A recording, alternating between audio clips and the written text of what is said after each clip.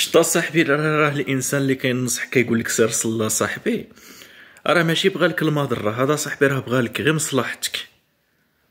فهمت؟ فكر صاحبي واحد شويه صاحبي من غادي يحطوك في القبر، هذيك هي اللحظه اللي تفكر فيها.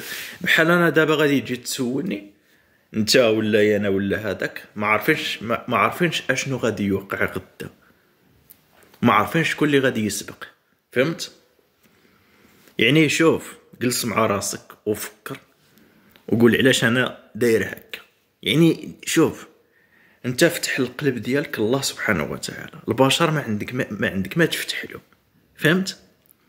راه شوف، راك شفت فاش كتفتح الله سبحانه وتعالى وكذا وكتشهد يعني الشهادتان كما كنقولوا، راه ثيق بيا، راه ربي ما كيخيبكش يا اخي، راه ربي هنا ما كيخيبكش. فهمت؟ راك شفت، راه الناس، راه الملايين صاحبي مشاو ماتوا في هاد الدنيا هادي، وشنو داو الطوموبيلات؟ لا. داو القصورة؟ لا. داو الطيور؟ طبيعة الحال لا. واش غادي تدي معاك حاجة وحدة، هي اشنو كنت دير يا اخي العزيز؟ اعمالك ستتبعك الى يوم القيامة.